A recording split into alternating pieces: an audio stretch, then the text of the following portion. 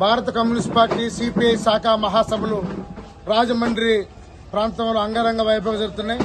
అన్ని ప్రాంతాల్లో కూడా 100 జెండాలు నాటి అదేవిధంగా 100 జెండాలు పెట్టి అంతా కూడా చాలా ఉత్సాహపూరితంగా జరుగుతున్నాయి.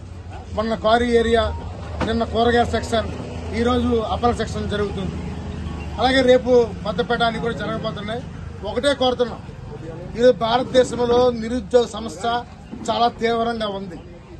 ప్రతి ఏడాది కూడా డిగ్రీలు, బీటెక్లు పూర్తి చేసుకుని యువత అందరూ కూడా పట్టా పట్టుకుని వస్తున్నారు. కానీ ఉద్యోగాలు లేవు.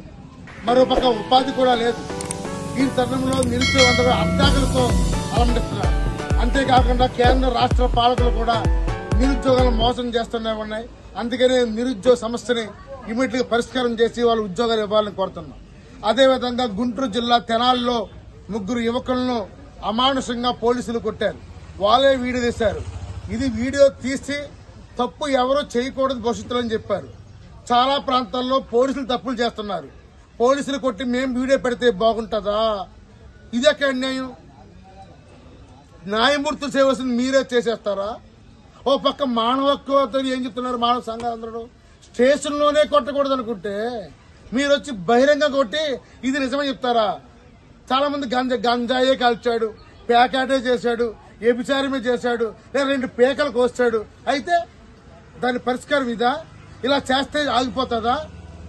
ఎవరినో ఒక మనిషి పేక కోసి స్టేషన్కి వెళ్ళిపోతున్నాడు, దాన్ని మనం ఒప్పుకుంటామా? ఇది సరైనది కాదు.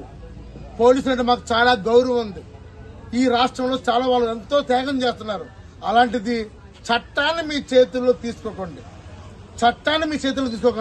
చట్టం అందరికీ సమానమే. చట్టంలో మీరు ఉన్నారు, మేము ఉన్నాము. అంతే ఇలాంటి అనాగరిక చర్యలను తీవ్రంగా ఖండిస్తున్నాం.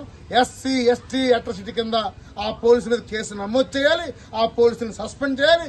లేకుంటే మాత్రం భారత కమ్యూనిస్ట్ పార్టీ సిపిఐ, దళిత హక్కుల పోరాట సమితి, అన్ని రాజకీయ పార్టీలు కూడా భవిష్యత్తులో పెద్ద ఉద్యమం చేస్తాయని తెలియజేస్తున్నాను.